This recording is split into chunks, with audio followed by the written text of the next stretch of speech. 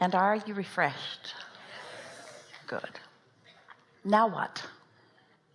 Thank you. Great to be with you here, Abraham. There's been a theme in my life of searching for connection, which is part of this beautiful experience. It's everything we're talking about, isn't it? Yeah. And I've often heard we talk a lot about meditation as one way to really connect It's and the quieten best our way. minds. Yeah. But I feel that there are, and I suppose what I wanted to explore was A less effective way? other ways, and perhaps that's what we mean by meditation. Like, for example, during a couple of breaks, I've often gone outside, just stood on the edge of the ship, and just been completely open to what might call to me. And in doing so, I've often found myself having an amazing spiritual, uplifting experience where I come back here and just feel great, feel at peace, feel like I've lifted my vibration quite a lot.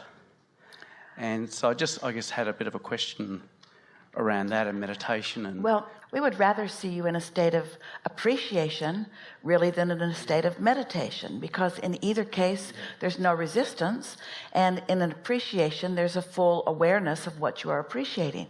So we think of meditation as a tool to allow you to release thoughts that are hindering you from a higher vibration.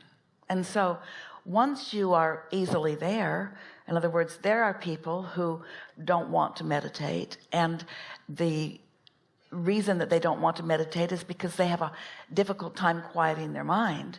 But if we were standing in their physical shoes, we'd stay at it until we had accomplished quieting our mind. That's why we were playing with you a little bit, because it is the most effective tool that we know of for releasing resistance and therefore allowing the higher vibration. For example, let's go back to a practical application. Let's say that you are conversing with or even thinking about someone who's important to you, and you are feeling negative thoughts about them as you are thinking that. Well, that just means that you're not under the influence of source while you're thinking about them. And so that just means that the influence that you are offering to them is not one that is necessarily beneficial. But this is the point that we really want to make. We're not asking you to get tuned in so that your positive expectation of someone will change their behavior, because it's not your job to change someone else's behavior. We're asking you to get tuned in so that your observation of them or their interaction of them, we're asking you to affect your own point of attraction, not someone else's behavior. And there's a big difference. If you are caring about tending to your own point of attraction rather than the behavior of something, it's a much simpler thing to do. So in the example that you have offered us, since you were clearly already under the influence of pure positive energy, and then you were inspired to go out onto the deck and observe something, so that being under the influence of that, what you experienced was a very good feeling experience. That's because your point of attraction was already in that place where what you were attracting was the idea to do this, and then that experience, and then that experience. We say to you, in the simplest of terms, you create your own reality, and the reason you do is because you constantly offer a vibration to which the law of attraction is responding. And so everything that we are offering with every conversation that we have is about you deliberately controlling your own point of attraction. And so when you put it in those terms, you're not trying to control your mate or your lover or your children or anyone. You're not trying to control their behavior. You are simply wanting to control your point of attraction, which means if you are tuned in, tapped in, turned on, and they're in your experience, you've attracted them when they are in vibrational harmonics with you, which means you're going to have a nice experience together. It really is that simple.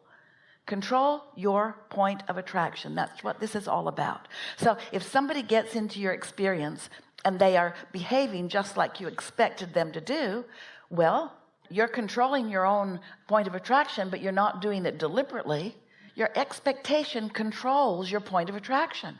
And where are you getting your expectation? From source or from someplace else? So what you just described to us was you received inspiration which affected you in a positive way. Yeah, and I think to wrap up the practical end of that for me, or what I'm getting from what you're saying, is I was inspired, I went out, but I was also very open. And in this case, well, don't those go together? I Yes. was inspired because I was open. I was open to inspiration, and so I was inspired to go, and then the momentum of that just continued, It yes? did. And I didn't care about anyone else. I just cared about what was coming and kept following that and kept following that and kept following that. And Well, under it was those that path conditions, that opened anyone up. that would come to you in a situation like that, it would just be more of the same. When that really is your point of attraction, that's when the whale jumps. That's when you see something that you've been wanting to see. That's when you connect with thoughts and with nature and with others in a way that is pleasing to you. A point of attraction that is pleasing to you.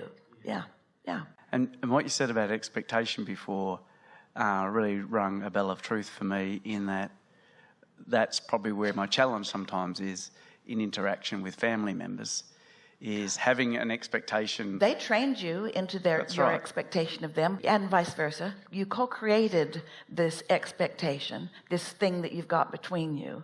And trying to change that expectation is not an easy thing to do. But donning the perspective of your inner being who's been practicing a different expectation is easy to do. Which do you think would be easier? To step out of your influence of source and into some other influence and come across negative expectation of a person and know you're doing it and then try to change it right in the middle of that momentum, or to be in that place of neutrality by utilizing some method that you've discovered, tuning to the expectation that your inner being has about the world, about this person, about anything and everything, and now have a rendezvous with them, and your point of attraction having already been accomplished before they come into your experience. So if they're having a horrible, no good, very bad moment in time, the law of attraction would not even bring them into your experience. But if you are tuned in, tapped in, turned on, and they come into your experience, there's a high probability that they are ready to have a good co-creative experience with you. And if you are not having a good co-creative experience with them, one of two things has happened. Only one thing has happened. You're not tuned to who you really are before it happened. If you are not having a good experience with someone, you have not tuned yourself to your inner being first. Period. That's why you want to give them all the credit for what went wrong. Think about those experiences where something goes wrong, and so you get an idea, well, I'll fix it in this way. And so you do that, and then it gets worse. And then you think, well, now I'll fix it in this way. And then it gets worse, and you think, now I'll fix it in this way. This is the stuff from which expectations are born. Life trains you. The results of your vibration gives you manifestations, and then you let those manifestations train you to more expectations. Wow. But there's another way, isn't there? Tune in to the expectations of someone who really knows, who has the big picture, who knows what you've lived and knows what you've asked for and knows how it all fits together. Yeah. Then we Really can be good. true lovers of life. Really good. Thank you. Yeah.